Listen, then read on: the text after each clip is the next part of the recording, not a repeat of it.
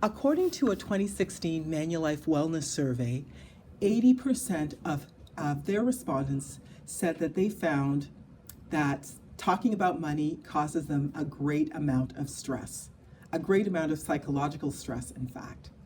So we want to spend today talking about the relationship between your financial health and your mental health. So stay tuned. So Nancy, why do you think that clients report that being financially illiterate causes them a great amount of stress? What do you think that is?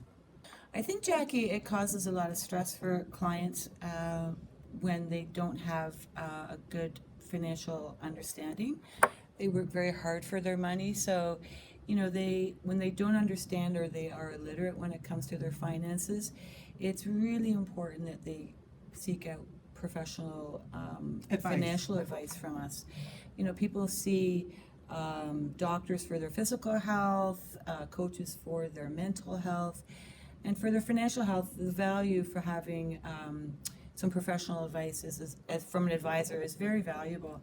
So often I see clients who, during a meeting, light bulbs will go off because they've learned something that was really quite simple and could very easily work for them. So, it's important that clients, work on their financial health. And their literacy. And I think that aha moment that you were talking about where the light bulb goes off, I think we can't really underestimate the value of just learning a little bit more and feeling a little bit more confident around their money. That's gold to somebody when they feel like, I get it. That sense of feeling a little bit more confident is really, I find, the thing that makes financial planning really exciting for people, is feeling like it's something that they can actually grasp, that they can do, that it's not an unattainable thing for them. Yeah, it's surprising. People think it's really hard and that they'll never understand it. Like I hear, I'm not good with numbers. From the smartest people. But you know what? Once they get the basics, it's really not that hard, and they do take more interest in it. And that's, of course, why we're here to help with those things. That's right. And financial planning is a skill, and it's like any other skill. You just have to practice. So thank you so much for bringing and shining a light on why advice is important. Thanks again. Thanks, Jackie. So Nydia, our busy bee is back. Welcome back. Thank you. We wanted to talk about, financial health and mental health, and really some of the things that get in the way of why people sometimes just decide they want to put off dealing with a financial planner.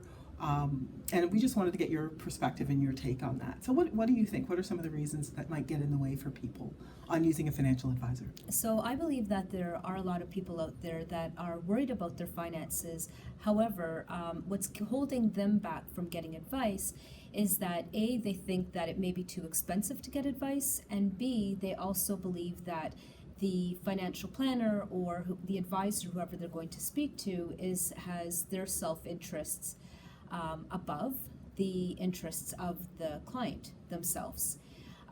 They may believe that the advisor is only interested in them making investments and not, maybe paying off their mortgage, right, or paying off debt or whatever else, worries them. Right, and so it sounds to me like a part of it is they don't necessarily feel that the advisor's priorities are aligned with their priorities. That's right. And what I'm hearing as well is the other piece is they don't necessarily know what they don't know.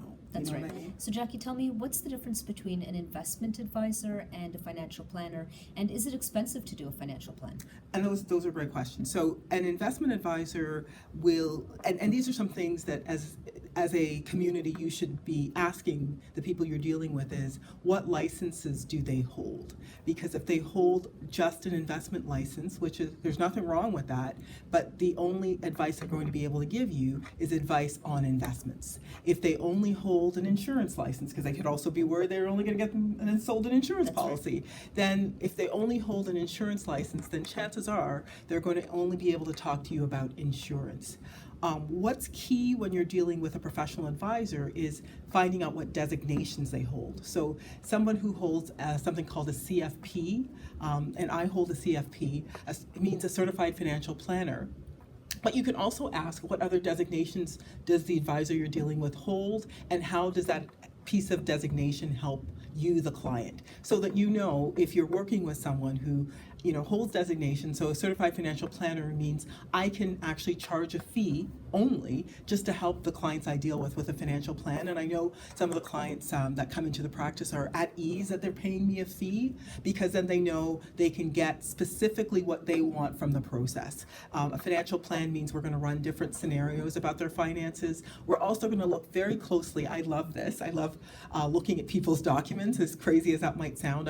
I'm a journalist by nature. That's my background in psychology as well. So I love looking at people's documents, understanding them, and then really understanding how the documents they have relate to the actual priorities that they have, and then putting those two things together and helping them figure out what their best opportunities, and also identifying what the weaknesses in their circumstances are. So we start off the process when we do financial plans by figuring out what their priorities are with the financial plan, and making sure that, first of all, that they get what they need to from the process. That's what paying me a fee is about. But also that in doing the financial plan and giving them advice, if I can't show them how in charging a fee, how the fee that I charge isn't going to at least save them what I've charged them for a fee, then it doesn't make sense to do a financial plan. There are different fee structures to do a financial plan. It all depends on what type of client we're talking about, how many documents they have, and how complicated their circumstances are.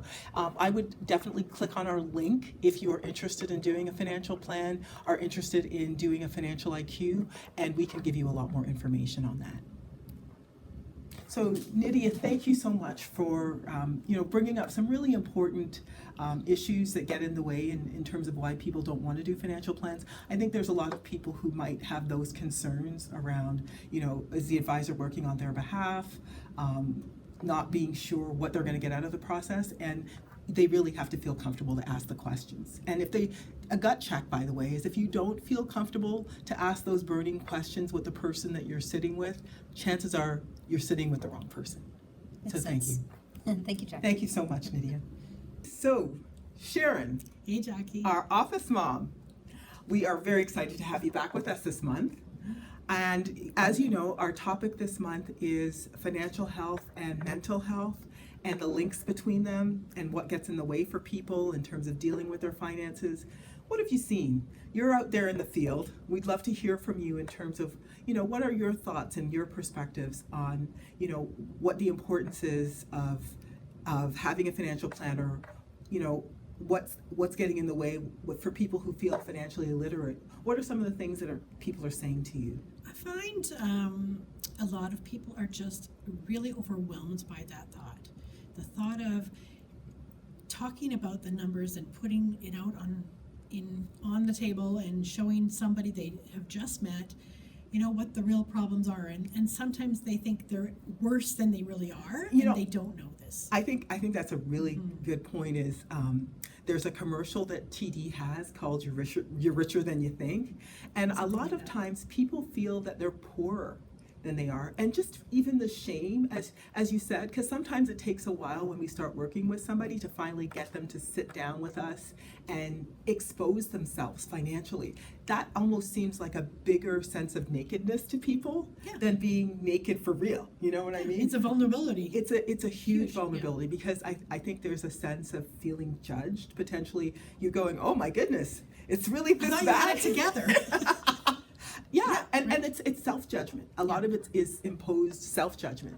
So I think that's a really big thing for people starting with us and working in the practice, is us building a relationship. And that's one of the things we just love about you, and the clients that we've spoken to. People who've become clients have said that you are someone they feel super comfortable talking to about their problems and about their finances. And that's really crucial, that just building that relationship where people feel confident to share what's really getting in the way. And it is just a conversation, and the feedback I get from clients we have then engaged and worked with is that, you know what, it wasn't as bad as I thought. It's great. I feel I'm in control. I'm moving forward. I've made some saving adjustments, and things are going to go good. Yeah, So I've had it's clients huge. say to me, I'm sleeping better. Yeah. Because, worrying about, and this is something I hear from women a lot, is, and it doesn't matter how wealthy they are, they always say to me they're worried about becoming bag ladies.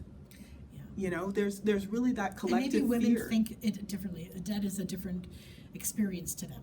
Yeah, I don't know this for sure, but I think there's a common denominator. yeah. There is something called the bag lady syndrome, and so there's lots of women, and the truth is there are a lot of women retiring into poverty for sure, and so there's a collective wisdom out there about that, and there's a collective fear about that as well. And really, if we do our jobs well, we help people to become comfortable about talking about their finances, and then helping them understand their numbers, and then helping them to take action. Absolutely. So thank you for all that you do, Sharon. You and Love I know you love what you do, and I know the clients that we work with really appreciate it. Yeah, So look thanks forward to it. again. Thanks. In 2016, Manulife did a survey on financial health and mental health. And what they found was that 49% of their respondents said that they were distracted about their finances at work. So we already know there's a number of individuals who are at work worrying about their finances. The question is, are you one of them? Are you someone who, like Nydia in our video, actually feels that a advisor might not be aligned with your priorities?